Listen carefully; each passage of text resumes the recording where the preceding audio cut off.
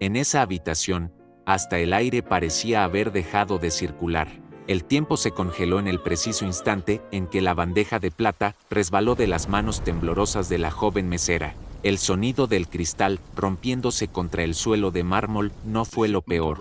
Lo aterrador fue el silencio sepulcral que le siguió, un silencio que pesaba más que el plomo. Salvador el Halcón Reyes, el hombre cuyo nombre hacía temblar las fronteras desde Tijuana hasta Medellín, no se movió, no gritó, ni siquiera parpadeó. Solo bajó la mirada hacia su camisa de seda italiana, ahora arruinada por un chorro de whisky de 20 años. Salvador era un hombre que podía hacer desaparecer una carrera con una sola llamada y una vida entera con un simple gesto de su mano derecha. Era el rey negro del submundo, un depredador que gobernaba no con gritos, sino con una calma que resultaba mucho más letal. Lentamente, Salvador puso su mano pesada sobre el hombro de la muchacha. Ella era pequeña, una sombra invisible que se movía entre las mesas de la Hacienda de Oro, el club privado más exclusivo y peligroso de la ciudad. Para todos los presentes, ella no era nadie, solo una mesera torpe que acababa de firmar su sentencia de muerte frente a los ojos de los capitanes más sanguinarios del cártel. No quiero una disculpa, susurró Salvador. Su voz era como el filo de una navaja rozando el terciopelo. Los lugartenientes de Salvador, hombres con ojos de tiburón y armas bañadas en oro bajo sus sacos, soltaron una risa seca. Esperaban ver sangre, esperaban verla suplicar de rodillas en el suelo manchado de alcohol. Pero Salvador tenía otros planes para su humillación. Él giró la cabeza hacia el rincón más oscuro del salón. Allí, bajo una luz ámbar que parecía polvo de oro, descansaba un piano de cola monumental, un instrumento que no había sido tocado en 6 meses. Nadie en la hacienda se atrevía a acercarse a él. Todos sabían, sin necesidad de que se lo dijeran, que ese piano pertenecía a un fantasma, a una tragedia que ocurrió antes de que ellos llegaran al poder. Siéntate, ordenó Salvador, señalando el taburete de terciopelo negro. Toca algo para mí. Él la miró fijamente, con una sonrisa que no llegaba a sus ojos fríos. Si me aburres. Dejó la frase morir en el aire. Esa era su técnica favorita, dejar que la imaginación de la víctima llenara el vacío con sus peores miedos. Las risas de los hombres de confianza aumentaron. Pensaban que estaban a punto de presenciar un espectáculo patético. Se imaginaban a una niña muerta de miedo aporreando las teclas, llorando mientras sus dedos torpes fallaban cada nota, convirtiéndose en el bufón de la corte del cártel antes de ser desechada. Lo que Salvador Reyes no sabía, lo que ninguno de esos hombres armados podía siquiera sospechar, era que la mujer que caminaba hacia el piano con la espalda recta no era una simple mesera de restaurante. No tenían idea de que Isabella Luna, hace apenas 3 años, estuvo a solo 23 días de debutar en los escenarios más grandes de Europa antes de que alguien le robara su vida, su nombre y su música. No sabían que ella había pasado cada segundo de los últimos 1000 días intentando borrarse del mapa, convirtiéndose en un fantasma para sobrevivir a una traición que le desgarró el alma. Isabella se sentó. El vestido de uniforme le quedaba grande, pero su postura era la de una reina en el exilio. Ajustó un mechón de cabello detrás de su oreja y puso sus manos sobre las teclas de marfil.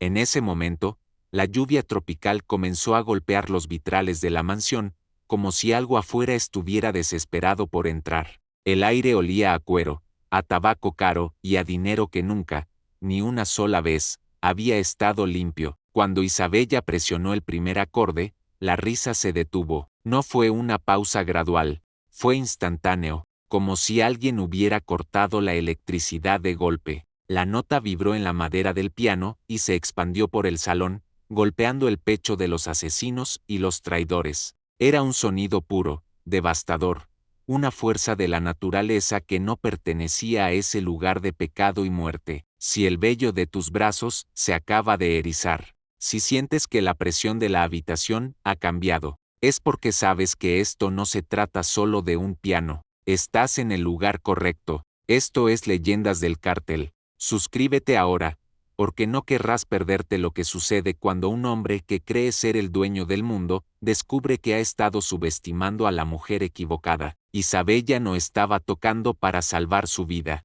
estaba tocando para reclamar su alma, y mientras sus dedos volaban sobre las teclas, Salvador, el halcón Reyes, sintió algo que no había sentido en años, una grieta en su armadura. El depredador acababa de encontrar algo que no podía comprar, algo que no podía matar, y algo que, por primera vez en su vida, no podía controlar. La lluvia en esta parte del mundo no solo moja, la lluvia aquí parece querer borrar los pecados de la tierra, aunque nunca lo logra. En el exterior de la hacienda de oro, las nubes negras se estrellaban contra las montañas que rodeaban la ciudad, mientras que adentro, el aire era una mezcla densa de perfume de diseñador, pólvora invisible y el aroma metálico del miedo. Isabella Luna mantenía los ojos fijos en las teclas amarillentas del piano de cola. Podía sentir la mirada de Salvador Reyes perforando su nuca. Para el mundo, Salvador era el halcón,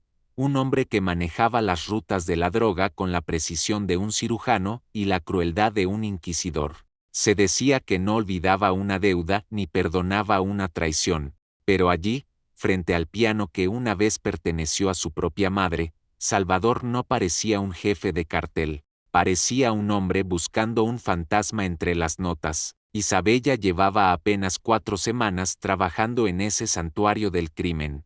Había aprendido las reglas de supervivencia antes incluso de recibir su primer uniforme. La regla número 1: sé invisible. No mires a los ojos. No escuches las conversaciones que ocurren en los reservados. No existas a menos que te llamen. Los clientes de la hacienda no eran hombres que disfrutaran de ser observados. Eran depredadores que te analizaban primero para decidir si eras una herramienta útil o un estorbo que debía ser eliminado. Las propinas eran siempre en efectivo, billetes de $100 que olían a humedad y a cuentas sin declarar.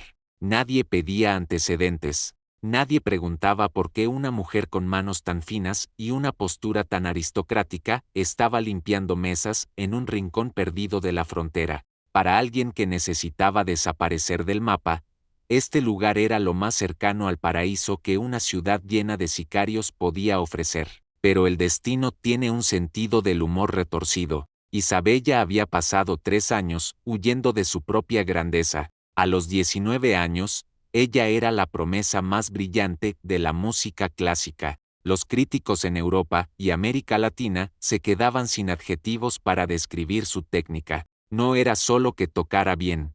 Era que Isabella parecía conversar con los compositores muertos. Ganó el prestigioso premio Alderton a los 17 años y a los 19 estaba a menos de un mes de su debut triunfal, el momento en que el mundo entero se arrodillaría ante su talento. Había pasado 14 meses escribiendo su propia obra maestra, una pieza que llevaba su alma grabada en cada compás. Se la entregó a su mentor, el maestro Alejandro del Bosque, el hombre que la había moldeado desde adolescente. Ella confiaba en él como se confía en la gravedad, sin pensarlo, porque nunca te ha fallado. Pero el mundo de la élite artística es tan despiadado como cualquier cártel. Solo que las armas son los contratos y las sonrisas falsas. 3 semanas antes de su debut, su composición fue estrenada bajo otro nombre, Dominique Barrault, un joven prodigio con las conexiones adecuadas, el rostro perfecto para las revistas y la falta de escrúpulos necesaria para robar el trabajo de una vida.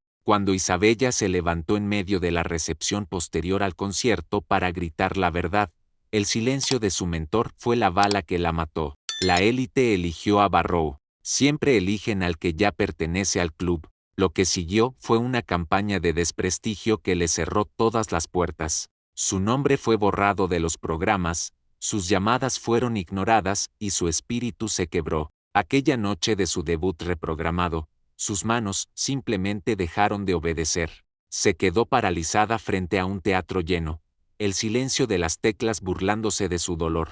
Desde entonces, Isabella Luna había muerto. Ahora solo existía Bella, la mesera que no miraba a nadie. Toca, repitió Salvador, rompiendo el trance de Isabella. Ella dejó que sus dedos cayeran sobre las teclas. No empezó con algo suave, no les dio la cortesía de una melodía ligera, comenzó con un preludio oscuro, algo que sonaba como el trueno que rugía afuera. Los hombres del cártel, que un momento antes se burlaban, se quedaron inmóviles. El sonido era tan poderoso que parecía vibrar en los vasos de cristal sobre las mesas. Salvador Reyes se sentó en la mesa más cercana, con los codos apoyados en las rodillas y la mandíbula apretada. No sacó su teléfono, no dio instrucciones a sus guardias. Simplemente escuchó con la atención fija y hambrienta de un hombre que está estudiando algo que planea poseer por completo. Isabella lo observaba de reojo, bajo sus pestañas largas. Sintió un escalofrío que no era de miedo, sino de reconocimiento. Salvador no la mantenía allí porque la música lo hubiera conmovido. La mantenía allí porque Isabella se había convertido en un misterio que él necesitaba resolver. Al día siguiente, el uniforme de mesera había desaparecido de su casillero. En su lugar, colgaba un vestido de seda color carbón, sencillo pero de una calidad que no necesitaba gritar su precio. No había nota, ni flores, ni explicaciones. Gerald, el gerente del club, un hombre que siempre parecía estar al borde de un ataque de nervios, le informó sin mirarla a los ojos que el código de vestimenta para la música residente era diferente al del personal de servicio. ¿Cuándo me convertí en música residente?, preguntó Isabella. Gerald de repente encontró algo muy urgente que revisar en el otro extremo del salón y desapareció. Así funcionaban las cosas bajo el mando de Salvador Reyes. Las decisiones no se discutían, se presentaban como hechos consumados. El mundo se reorganizaba a su alrededor, según los caprichos del halcón. Le asignaron un camerino privado, una cena reservada cada noche antes de empezar y un chofer que la esperaba en la puerta de su modesto apartamento. Isabella sabía que esto no era una liberación, era una jaula de oro. Los guardias no bloqueaban las salidas, pero toda la arquitectura de su nueva vida estaba diseñada para que escapar requiriera más energía que quedarse. Pasaba las mañanas practicando en el salón vacío, cuando la luz del sol entraba en diagonal y convertía el polvo en el aire en chispas de oro. En esas horas, Isabella se permitía tocar con honestidad, no el repertorio distante y decorativo que preparaba para las cenas de los mafiosos, sino la música que llevaba dentro como una herida que se negaba a cerrar. En la cuarta mañana, notó una presencia, una puerta entreabierta, una quietud en el pasillo que se sentía diferente al silencio habitual. No necesitaba verlo para saber que Salvador estaba allí, oculto en las sombras, escuchando. Isabella no se detuvo, se dijo a sí misma que no significaba nada, que un hombre como él se sentía atraído por cualquier cosa que aún no fuera de su propiedad. Pero la calidad de ese silencio en la puerta no se sentía como posesión, se sentía, con una precisión que la inquietaba profundamente, como luto. Salvador Reyes, el hombre más temido de la región, estaba guardando luto a través de sus manos. Y en ese salón bañado de luz ámbar, dos almas rotas comenzaron a reconocerse sin decir una sola palabra. Isabella Luna pensó que se había escondido del mundo, pero acababa de darse cuenta de que se había metido directamente en la guarida del único hombre capaz de ver a través de su disfraz. Si has sentido esa conexión, si puedes ver a Salvador parado en la penumbra mientras Isabella recupera su fuego, escribe la palabra conexión en los comentarios. Queremos saber quiénes están sintiendo la tensión de este encuentro. Y si aún no te has suscrito a Leyendas del Cártel, este es el momento. El juego de poder apenas está comenzando. Habían pasado 11 días desde que Isabella cambió el delantal por la seda,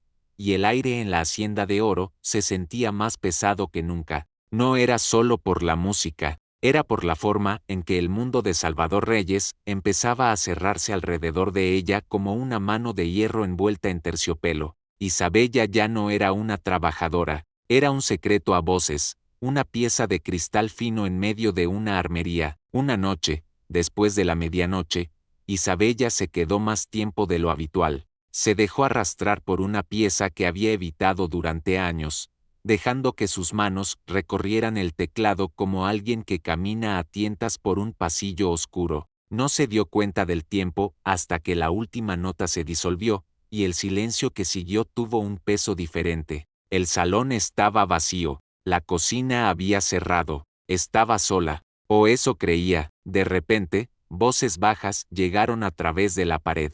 El reservado número 9 compartía una partición delgada con el nicho donde estaba el piano. Quienquiera que estuviera allí, o había olvidado la presencia de la pianista, o simplemente consideraba que una artista no era alguien digno de tener en cuenta. Un músico, sin embargo, escucha la estructura antes que el contenido. Isabella escuchó el ritmo de la conversación antes de entender las palabras. Era el tono de hombres diciendo cosas importantes muy bajito. Escuchó las pausas en los lugares equivocados. El acuerdo que llegaba antes de la reflexión. Escuchó nombres que había oído en los susurros del personale, el puerto de Veracruz, una carga que no debía llegar a su destino, y dos de los capitanes de confianza de Salvador coordinando algo que no sonaba a negocio, sino a traición. En el mundo del cártel, una nota fuera de lugar puede significar una guerra, y lo que Isabella escuchaba era una disonancia absoluta. Se quedó paralizada.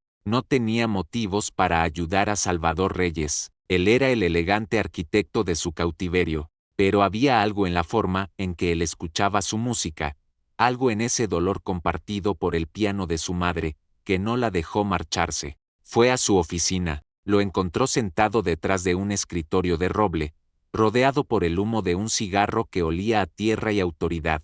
Isabella le contó lo que había oído, de forma limpia, sin adornos, como quien reporta un hecho climático. Salvador no se movió, la miró con una intensidad recalibrada, como si en ese instante ella hubiera dejado de ser un misterio para convertirse en una aliada peligrosa. 3 días después, esos dos capitanes desaparecieron de la nómina y de la faz de la tierra sin dejar rastro. Esa misma mañana, Salvador entró al salón de música. No se quedó en las sombras del pasillo. Se acercó, arrastró una silla y se sentó al revés, apoyando los brazos en el respaldo. Tenía el rostro de un hombre que había tomado una decisión definitiva. No te detengas, dijo cuando ella amagó con levantar las manos. Isabella siguió tocando. Por primera vez, no era una actuación para un patrón. Era una tregua entre dos sobrevivientes. Cuando terminó, Salvador miró el piano con una vulnerabilidad que nunca antes había mostrado. Mi madre, comenzó, y su voz sonó diferente, despojada de su autoridad. No tocaba como tú, pero tocaba cada mañana. Las mismas 3 piezas toda su vida. Decía que eran lo único en el mundo que se mantenía igual mientras todo lo demás se quemaba. Isabella no dijo nada. Había aprendido que interrumpir a un hombre como Salvador cuando hablaba de verdad era un pecado. Murió en octubre, continuó él, 6 meses antes de que derramaras ese trago sobre mí. Traje el piano aquí porque no soportaba verlo en casa, pero tampoco podía dejarlo ir. Pensé que tenerlo cerca sería suficiente. Isabella miró las teclas y susurró, no es lo mismo tener el instrumento que escuchar la música, Salvador. Él la miró directamente. No había cálculo en sus ojos, solo el hecho crudo y desprotegido de su pérdida. No, respondió él, no lo es. Ese momento de calma fue el preludio de la tormenta. Fue una mujer con una blusa de seda marfil quien lo deshizo todo. Isabella apenas la notó al principio entre la clientela habitual, pero sintió su atención, una quietud específica de la mesa 6. No era una mirada de admiración abstracta, era la mirada de alguien que acababa de identificar un tesoro perdido. Al día siguiente, Gerald entró al camerino de Isabella con la cara más pálida que de costumbre. La mujer se llamaba Constanza Mérida, una filántropa de las artes con un peso social inmenso en la capital. Antes de que su chofer hubiera llegado a la esquina, ya le había contado a media ciudad que en un club oscuro de la zona norte había una aparición tocando el piano, un prodigio que todos daban por acabado. El nombre de Isabella Luna volvió a circular como un incendio forestal, y con el nombre, llegó el miedo. Dominique Barrault estaba en la ciudad para una residencia de 12 semanas con la Filarmónica. Isabella lo sabía y había construido su invisibilidad cuidadosamente para evitar su órbita, pero ahora, 3 años de silencio y de borrarse a sí misma se desmoronaban en una sola noche. Los asistentes de Barrault, sus contactos y su red de influencias no tardarían en encontrarla. Ella sabía cómo operaba él, como un hombre que cree que toda la información del mundo le pertenece por derecho. Días después, Salvador entró al salón y puso una hoja de papel sobre el piano. Era una confirmación de reserva. El Teatro Colón, en 8 semanas. El nombre del intérprete en el formulario era el suyo, Elizabeth Isabella Luna. Ver su nombre impreso, después de tanto tiempo, fue como una nota sostenida que finalmente encuentra su resolución. Pero el impacto la dejó sin aire. No tenías derecho a hacer esto, dijo ella, levantándose, con una rabia real quemándole la garganta. Has decidido por mí. Has movido mi vida como si fuera una de tus rutas de carga. Salvador la miró desde la ventana, con la paciencia de un hombre que ve la tormenta venir y no se inmuta. Barrow ya sabe quién eres, dijo con calma. Sus hombres ya preguntaron por ti en 3 lugares ayer.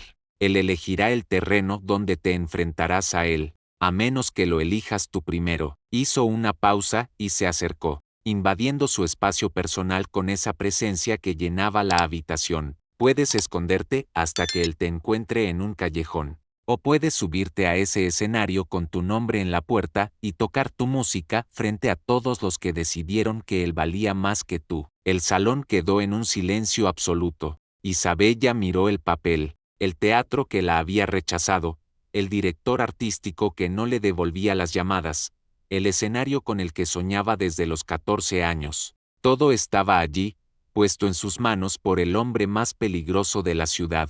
Podrías haber preguntado, dijo ella, aunque el calor de su enojo empezaba a evaporarse. Habrías dicho que no, respondió él con una sombra de algo parecido a la ternura en su mirada, y necesitabas que alguien dijera sí por ti. Solo esta vez. Isabella lo miró durante un largo rato, reconociendo en Salvador no al patrón del mal, sino al único hombre que había apostado por ella cuando ella misma se había olvidado de cómo hacerlo. Se sentó de nuevo frente al piano y, por primera vez en 3 años, no practicó para desaparecer. Practicó para ser recordada. Si este momento te ha llegado al corazón, si puedes sentir la tensión entre la traición de Barrow y la redención que Salvador le ofrece, deja la palabra redención en los comentarios. Queremos saber quiénes están listos para el gran final, y si aún no te has suscrito a Leyendas del Cártel, hazlo ahora. La función principal está por comenzar y la venganza se sirve en clave de sol. El Teatro Colón no era solo un edificio, era un monstruo de mármol y terciopelo que exigía la perfección de cualquiera que se atreviera a pisar sus tablas. Esa noche, el aire en el vestíbulo vibraba con un tipo de silencio especial, el silencio de una sociedad que había acudido no solo para escuchar música, sino para presenciar una resurrección. 1200 personas llenaban los palcos, sus joyas brillando bajo las enormes arañas de cristal como ojos de serpiente, esperando el primer error. Isabella Luna estaba de pie en las sombras de las bambalinas. No vestía el uniforme de la Hacienda de Oro, sino un vestido de seda negra que caía como una cascada de obsidiana hasta sus pies. Se miró las manos. Estaban quietas, las mismas manos que se habían congelado frente al público hacía 3 años, las manos que habían limpiado mesas y derramado whisky, ahora estaban calientes y listas. Esperó el temblor, el pánico que solía devorarla desde adentro, amaestrado por el miedo de Barrow. Pero el temblor no llegó. Desde su posición, Isabella podía ver la primera fila. Dominique Barrow estaba allí, sentado en el tercer asiento desde el pasillo. Tenía esa sonrisa ensayada de un hombre que ha venido a disfrutar de una humillación ajena. Llevaba su programa plateado en el regazo con una arrogancia que decía que el mundo seguía perteneciéndole. Él no creía en el talento, creía en el poder, y creía que Isabella era una sombra que ya no podía proyectar luz. Isabella apartó la mirada de él. En el extremo opuesto del escenario, oculto en la oscuridad de la otra ala, estaba Salvador el Halcón Reyes. No llevaba escoltas visibles, pero su presencia llenaba el vacío del teatro con la misma autoridad con la que gobernaba las calles. No asintió con la cabeza, no hizo ningún gesto dramático, simplemente se quedó allí, con las manos en los bolsillos, manteniendo su mirada fija en la de ella. Era un punto de anclaje, una verdad sólida en medio de un mar de apariencias. Salvador no estaba allí para verla triunfar. Estaba allí para asegurarse de que el mundo viera lo que él ya sabía. Isabella caminó hacia el centro del escenario. Los aplausos fueron educados, curiosos, casi cautelosos. El público de la élite es cruel, no te dan su favor hasta que demuestras que no lo necesitas. Ella se sentó, ajustó el taburete y puso sus manos sobre las teclas de marfil. Durante un segundo que pareció eterno, el teatro quedó en un silencio tan absoluto que se podía escuchar el latido del corazón del edificio. Entonces, empezó a tocar. No tocó a Mozart, ni a Beethoven, ni ninguna de las piezas que Salvador le pedía en las cenas privadas. Tocó su pieza, la obra que Dominique Barrault le había robado hacía 3 años. Pero no la tocó como él lo hacía, con una técnica mecánica y fría. Isabella la tocó con el conocimiento pleno de lo que le había costado. Cada nota llevaba el eco de las noches lluviosas en la frontera, el aroma del whisky derramado y el peso de haber sido invisible. Era una música que no pedía perdón, exigía justicia. A mitad del segundo movimiento, el aire en el teatro cambió. Isabella no necesitó mirar para saber lo que estaba pasando en la tercera fila. Pudo sentir la quietud de Barrault, una quietud diferente a la atención del resto. Era la inmovilidad de un hombre que empieza a sentir como el suelo que pisa se convierte en arena movediza. La música de Isabella era una confesión pública, un rastro de pruebas que el oído humano no podía ignorar. Cada frase melódica era un recordatorio de quién era la verdadera dueña del genio. Cuando el último acorde se disolvió en la inmensidad del teatro, el silencio duró 4 segundos interminables. Fue un vacío lleno de asombro, y entonces, como un solo organismo, 1200 personas se pusieron de pie. El estruendo de los aplausos fue como el rugido de un océano. Isabella se levantó lentamente, con el pecho agitado, y por primera vez en años, miró a Barrault. Él estaba allí, pequeño en su asiento, rodeado de gente que ya estaba empezando a mirarlo con la sospecha de quien ha descubierto un fraude.